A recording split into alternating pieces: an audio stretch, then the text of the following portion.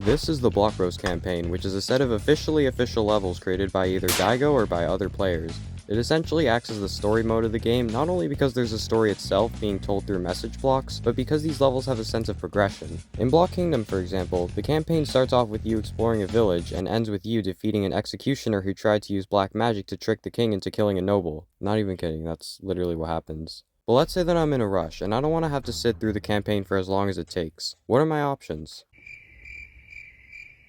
Actually, I have an idea. What if I sped up the game to 5 times speed and had to beat the levels that way? Yes, that is a genius idea, and that's what I'm making the challenge of today's video is. You know, you could've just skipped all the levels. Now, first of all, here's some ground rules. I'm only gonna play the first 2 campaigns along with Night Plane, since, let's face it, any other campaign would be far too difficult, and I already suck at the game as is. So I'll leave the other campaigns to the good players. Second, I am allowed to use 1 skip and only 1 skip, in case of any unnecessarily difficult levels. Finally, I had to find a way to actually speed up the game, since obviously you couldn't do that already. I eventually found a third-party app, and actually it was the only app I could find that claimed to speed up other apps. This is probably the least conventional way to do it, but I was lazy and it worked, so that's all that mattered. Oh yeah, by the way, at the time I recorded footage, it was actually Injection's 1-year anniversary. I just procrastinated a lot, so I decided to bring back the silly guy for this video. And finally, before I begin, here's a brief moment of me playing around with the speeds. Alright, this should be normal. This is 1 time speed. This is my first time doing it, by the way. I have never played this game at 2 times speed before. Okay, this definitely makes a difference. This feels so strange. What is this? What about 7 times speed? This is definitely how the game was meant to be played, guys. Okay, 20 times speed. This is the farthest I can go. If I just like hold right. Oh my god. What is this? Everything has to be really lightly tapped. Oh my god. Can I beat the first level? Come on. Oh, I was there. I was so close. Oh no. No. Yes! Okay, I made it up here. Oh my gosh, I did it! 20 times speed. With all that out of the way, I finally got started. The beginning one was easy, although it took a while to finally adjust to the controls, but eventually I made it to the end. The beginning 2 was also really easy, though since the game is sped up, so are moving blocks, but they still seem harmless for now. The beginning 3 introduced wall jumps, which felt weird to do, but aside from that, the level wasn't a problem, especially since you could skip the end here. Okay, forget what I said about moving blocks being harmless, because this huge structure in the beginning 4 is actually a challenge now. Because it actually moves really quickly, there's way less time to decide when to move, so you kinda just have to go and hope you don't die. Eventually I got the hang of it. The beginning 5 had more moving blocks, but after carefully timing out the jumps, it was done and over with. The beginning 6 was probably the easiest one yet, and side note, I love how this app also speeds up the ads. This is genius. The beginning 7 was no problem. The beginning 8 had 2 routes, and I chose the easier one since it was easier. The beginning 9's jumps were much wider, but still doable. The beginning 10 was also really easy. Right now it might seem like the challenge is too easy, but it does get much harder, trust me. But until then, the levels I have to go through so far aren't that hard at all, such as the beginning 1, where absolutely nothing interesting happens. The beginning 12 wasn't a problem, same with the beginning 13. Wait. Yeah, so unlike with most levels in the beginning, 13 is stupidly hard for no reason. There are a bunch of these moving blocks that will be easy normally, but because everything is moving fast, once again, there's no time to decide when to jump. So I spent 20 minutes on this level repeatedly falling off the blocks until I finally beat it. No. Yes!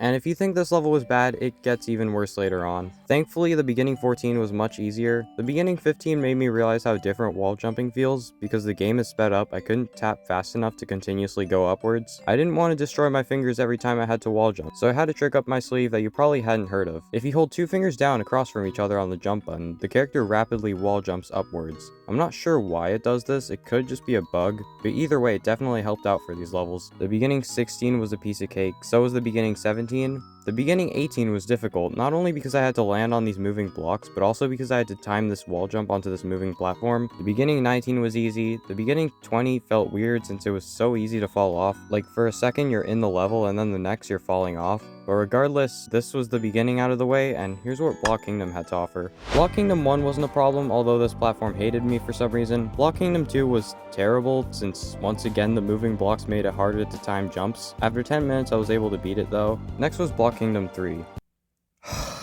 I hate this level, I hate this level, I hate this level, This level was torture. Basically, it uses this gimmick where if you jump right as the moving block changes direction, the jump ends up going much higher than usual. I think you can already tell what the issue here is by now. This took half an hour to complete, and I would either miss the next platform or fall off the level, and I literally had to start counting the rhythm of the blocks moving to beat the level. 1, 2, 3, 4, 5, 6, 7, 8. 1, 2, 3, 4, 5, 6, 7, 8. No!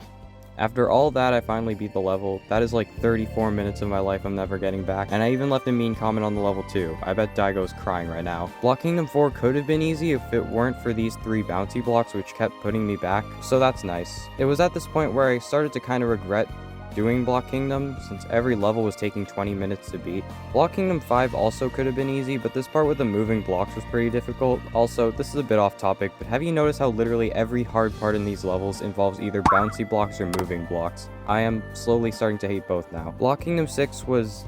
yeah, this level sucked, I don't want to talk about it. Block Kingdom 7 felt like a breath of fresh air. Block Kingdom 8 has this cheese that everyone and their mother knows. Block Kingdom 9 wasn't too bad, but was definitely a bit more challenging than the last two. Block Kingdom 10 had a cheese that was so easy to do, I literally finished the level before finishing the sentence. Block Kingdom 11 was beyond easy. Block Kingdom 12 was not, because of the moving block timings. I did complete this one though. I'll let Block Kingdom 13 do the talking for this one. Block Kingdom 14 was not only easy, but really fun to play. For Block Kingdom 15, I had to line myself up with the edge of this bouncy block, which took a while, but eventually I got it. I don't even want to talk about Block Kingdom 16. Why does this exist? This level took the longest to beat by far out of all of them. And even at normal speed, this level is such a difficulty spike over the rest. Almost every structure is moving, and it was really hard trying to fit into this gap here. If you don't make it in time, you end up getting crushed, and this happened over and over and over again. Right after that was Block Kingdom 17, which I completed. Block Kingdom 18 had this, boss fight, and it had a bunch of moving blocks and bouncy blocks, so yeah, cool. Block Kingdom 19 I never really liked, since getting crushed or not by these bouncy blocks was basically just luck. Other than that though, it wasn't that tough. Block Kingdom 20 was a bit challenging, but I eventually got past it. And that's it for Block Kingdom. Last but not least, here's what happened in Night Plane. Night Plane 1 was pretty easy. Night Plane 2, on the other hand, had wall jumps and a lot of bouncy blocks. This part especially was annoying since it kept falling off. Night Plane 3 was more than possible. Night Plane 4 was a bit of a struggle because of the gravity blocks, but not really. Night Plane 5 was another stupidly impossible one, and actually it might be the hardest one I've encountered. Right off the bat, the spike in the beginning gave you very little time to stand on this block. That is, if you could even manage to get on it without falling. After that, you had to carefully fall onto this platform, this moving platform, and then avoid the moving spike here. The last part involves you having to drop all the way up here, and there's a pretty big chance of hitting the spike here. Basically, this level was a mess, and I immediately realized that, so after a bunch of failed attempts, I made the tough decision to use my only skip. With the only skip I had gone, I now had to beat the last 15 levels without a chance at skipping them. Night Plane 6 almost made me regret that decision, since it was also pretty difficult at first, but I realized this one had a bunch of jumps and that's all. It wasn't that hard. Things went back to being easy with Night Plane 7. Night Plane 8 gave me severe flashbacks, and as you can imagine, I had just as much difficulty here as with the beginning 13. But considering that at this point I've already went through much harder levels, this one along with Night Plane 9 wasn't too bad. Night Plane levels in general also just feel easier than Block Kingdom for some reason. Okay, scratch that. Night Plane 10 was purgatory. It's short, but the whole level revolves around bouncy blocks and moving blocks. I'll admit I still struggle with this level at 1 times speed, so playing this at 5 times speed was, yeah. But by some miracle I got it. Night Plane 11 was thankfully really easy, so was Night Plane 12. Night Plane 13 felt like Night Plane 3, but a bit different. Night Plane 14 was really hard, but didn't take that long and was pretty satisfying to pull off. Night Plane 15 had ice blocks, but other than that it was another easy one. Same with Night Plane 16. Night Plane 17 had this ridiculously wide jump at the beginning, but it didn't take too long for me to eventually beat it. Night Plane 18 wouldn't have been hard if it wasn't for this part here with these really long jumps. I won't lie, it took a pretty long time to beat this one. Night Plane 19 was probably a really easy one, but by this point I just felt kind of burnt out from all these levels. Thankfully, there was only one final level, Night Plane 20. Everything's been leading up to this final level, so is this gonna be the hardest one yet? Not really. I beat this one in less than 5 tries. So that was it for trying to beat some campaigns at 5 times speed. I don't even know how to describe what this was. One level would end up really easy, and then the next would be straight up impossible. So what's one thing to take away from this? I now officially hate bouncy blocks. and anything that moves.